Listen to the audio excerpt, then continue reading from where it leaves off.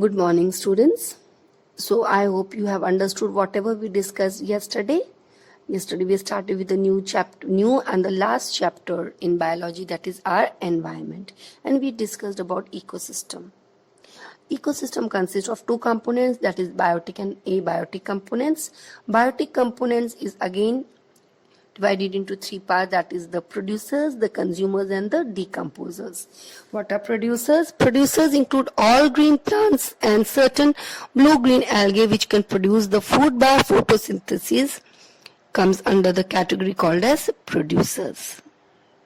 What are consumers? Consumers are actually the heterotrophs, okay? Consumers are those organisms which depend on producers either directly or indirectly for their food. These organisms consume the food produced either directly from the producers or indirectly. Understood? And the consumers are of three types, that is herbivores, carnivores, and omnivores mainly. Herbivores are those organisms which feed on plants. Carnivores are those organisms which feed on herbivores. Okay, and carnivores are again of two or three types. The primary carnivores, which include the smaller animals. Okay, then you can see another type of carnivores include those animals, bigger animals, which feed on the smaller animals. Then again come the higher level of carnivores which feed on the bigger animals. So carnivores are of three or four types. Okay. Then we come to decomposers.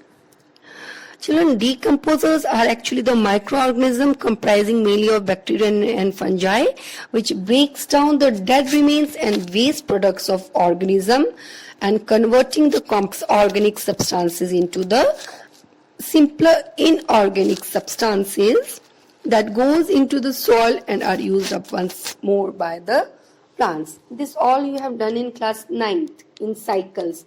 Carbon cycle, oxygen cycle, nitrogen cycle. Okay. Now just see your PDF files. Just see your PDF files, students. What is a food chain?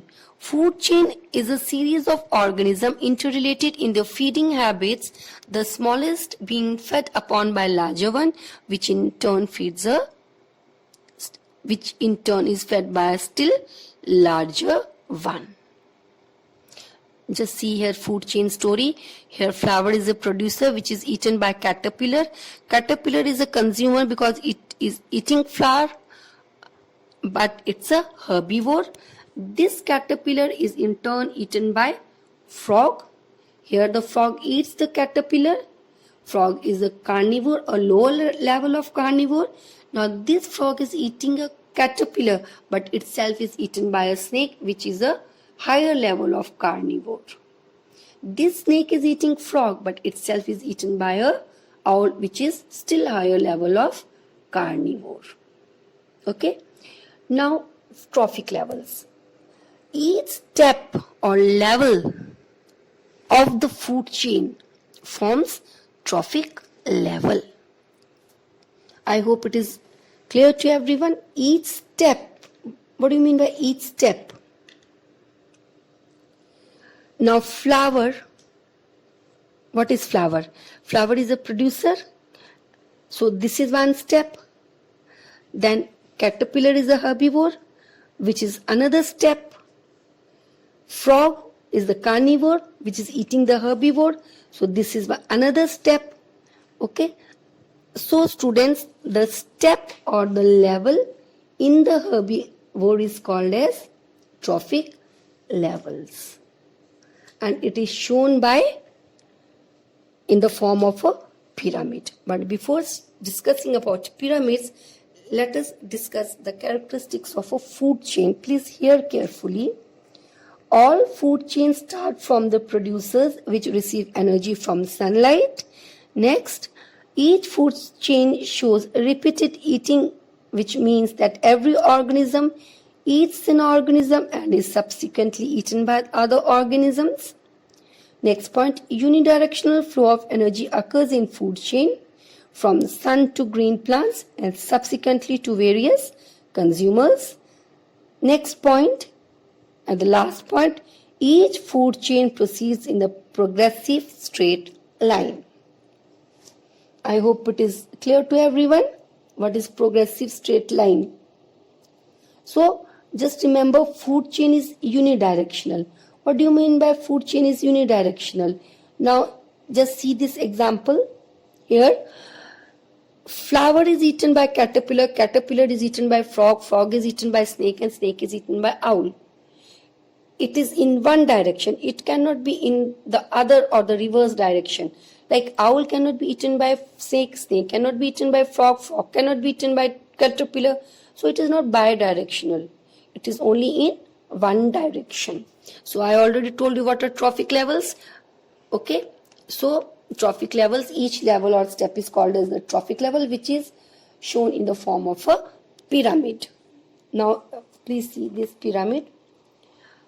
Now students, the autotrophs or the producers are at the first trophic level. First trophic level, first step of the food chain. Okay, as you have seen in the picture also, they fix up the solar energy and make it available for the heterotrophs or the consumers. Okay, the herbivores or the primary consumers. Herbivores are also called as the primary consumers because they are the first level of consumers which feed on plants. So herbivores or the primary consumer comes at the second what? Comes at the second step. Okay. Then, or you can also say these are the herbivores, they eat producers. Okay, and they are also called as primary consumers, which comes and occupies the second step of the trophic level. Then these herbivores are eaten by what? Carnivores, but not directly by the top order carnivores. They are first eaten by the small carnivores. Okay, and these small carnivores are called as secondary consumers. And these secondary consumers or the small carnivores, okay, they occupy which level? They occupy third level. Okay. Then the larger carnivores or the tertiary consumers, they occupy the fourth trophic level. So first trophic level is occupied by producers, second by herbivores, then third trophic levels by secondary consumers. Secondary consumers are what? The animals which eat the herbivores, and then the fourth one is occupied by the tertiary consumers which eat the secondary consumers. I hope it is clear to everyone till here. Now we come energy flow and trophic levels. Now students, you know that sun is the ultimate source of energy on our planet. The sun energy is in fact the light energy which reaches in the form of radiations on the earth. Out of all the organisms, only green plants are capable of trapping solar radiations. And the green plants make the energy available to other life forms. Now out of the total solar radiations falling on the earth, only 1% is captured by the green plant and is converted into chemical energy by the process of photosynthesis. So green plants can capture or absorb only 1% of sun's energy, and that is converted into the chemical energy of the food. So students, we will study 10% energy law. This is very, very important. Some sums based on this law can be asked, so please understand it properly. Now, according to this 10% energy law, during transfer of energy from one trophic level to another, only 10% energy is available for transfer to the next trophic level, while remaining 90% of energy is lost in respiration, digestion and transfer. So transfer of energy from one trophic level to another is never 100%. It is actually 10% of the energy of the previous level which is available for the next trophic level. Understood or no? Now the availability of the energy at each trophic level is reduced at each transfer, which I will explain you. So if the food chain is longer, lesser is the energy available to the final members of the food. Understood? Now just see here in the picture. So plants, they absorb only 1% of the energy. Okay, now let us say here the producers, that is plants, they have 10,000 kilocalories, that is KCl of energy. Understood? Now at each trophic level, now these plants are eaten by what? Herbivores or the primary consumers, so they occupy the secondary, or they occupy the second step in the, or second level in the pyramid, or they are the second trophic levels, they come under second trophic levels. Now they are eating plants. Okay, now plants are what? Plants are the food for herbivores. Now plants have got 10,000 kilocalories of energy. So when this rabbit, which is a herbivore, will eat the plant, what will happen? This energy will go in the rabbit, but whole of 10,000 kilocalories of energy will not go, or will not be, it will not be transferred to rabbit or to herbivores. Only 10% of the energy will be transferred to rabbit or the herbivore, and 10% of 10,000 kilocalories is 1,000 kilocalories. So only 1,000 kilocalorie of energy will be transferred to herbivores or the rabbit, which comes under herbivores or which occupy the second level, okay, second trophic level. Rest 90% of the energy, some is lost as heat and some is used by some other life processes of the plants. Now this rabbit here is eaten by snake. It's a carnivore. Now when the snake will eat rabbit, rabbit is the food for the snake, so some of the energy of the rabbit will go into the snake, but whole of 1,000 kilocalorie of energy will not go in the snake, only 10% energy will go. So snake will now get 100 kilocalories of energy, and this snake is eaten by eagle. So eagle will get only 10% of energy of snake, that is 10 kilocalorie. So you see that as it is, the amount of energy is decreasing, or the top level of carnivore, eagle has the minimum energy and the herbivores has the maximum energy. This is called 10% energy law. Please just remember that in each trophic level only 10% of the energy is transferred. What is food web? Food web is actually the interrelated food chains. Okay, now this is a very simple food web which is shown here. Okay, interrelated food chains. So in a food web there are many food chains. Why? Because one plant or the producers are eaten by many animals, and those many animals, or you can say the producers, are eaten by many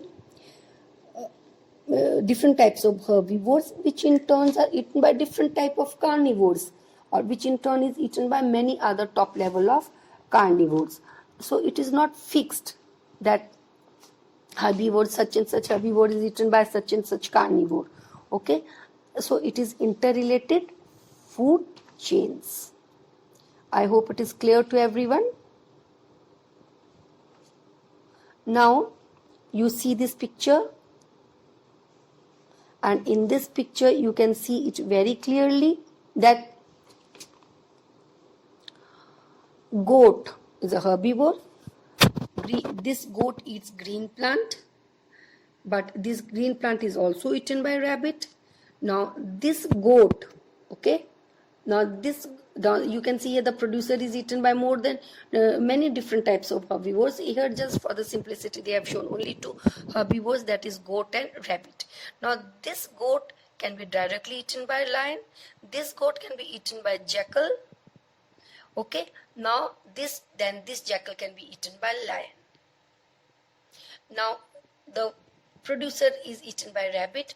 Rabbit can be eaten by jackal.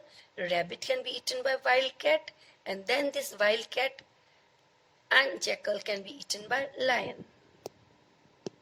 Understood? Now mouse. Sorry, this green plant can also be, green plant, that is producer, can also be eaten by mouse. Okay, it can be eaten by goat, rabbit and the mouse. Now this mouse can be eaten by wildcat, owl or snake directly. Okay, wildcat can be eaten by lion, snake can be eaten by kite. So you can see this is the food web, and here there are so many interlinked food chains. Now how do our activities affects the environment?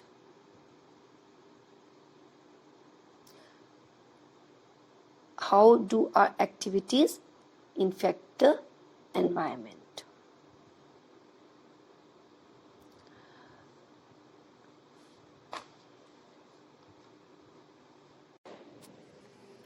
We shall be looking at two of the environmental problems in detail, that is depletion in ozone layer and waste disposal. Now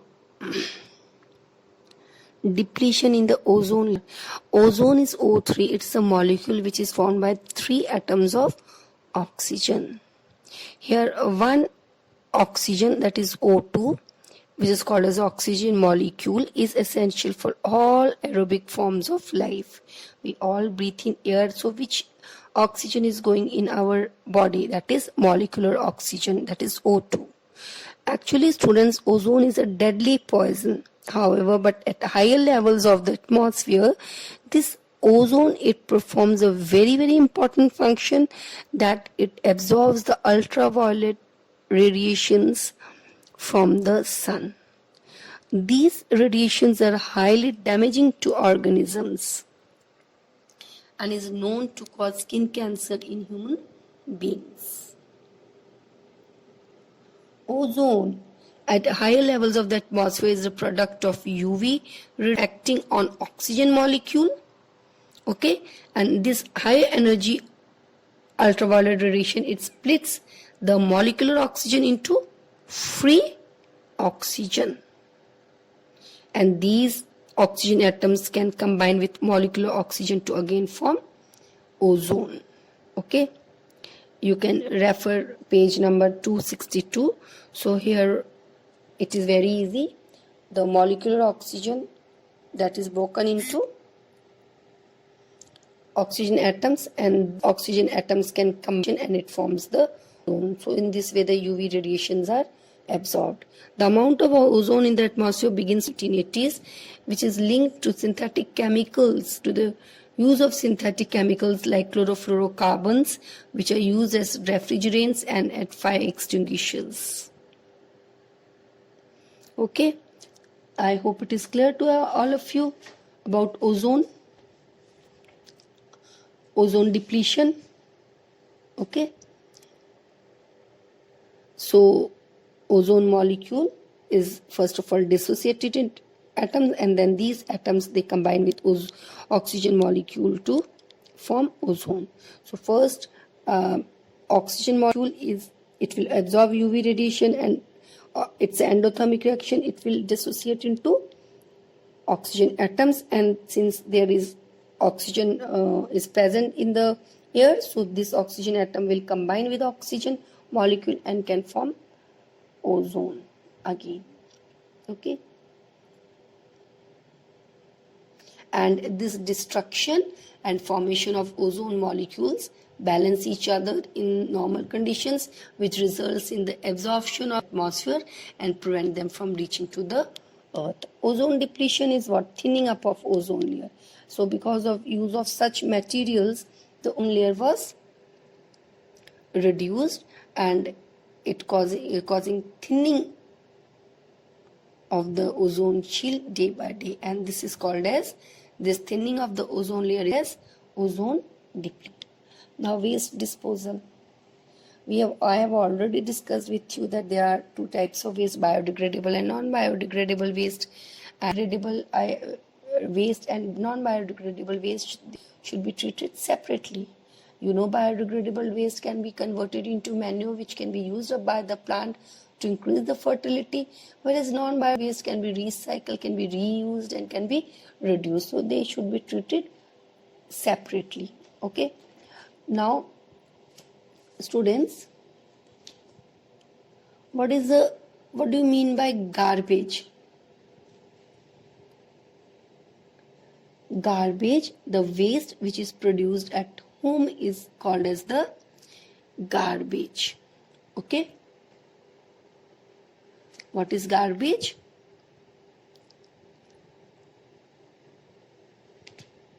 The waste produced at home daily is called garbage, which includes fruits, vegetable peels, paper, clothes, aluminum can, bottles, plastic objects, wooden objects. Okay, so this all is called as the garbage, and in this garbage some waste is biodegradable and some is non-biodegradable.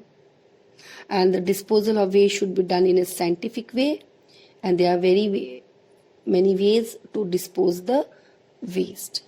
Okay, now students, I have finished this chapter as well as your syllabus. Just go through page number 263. It is very easy. Okay, and if you have any doubt, you can clarify your doubts. Thank you, students.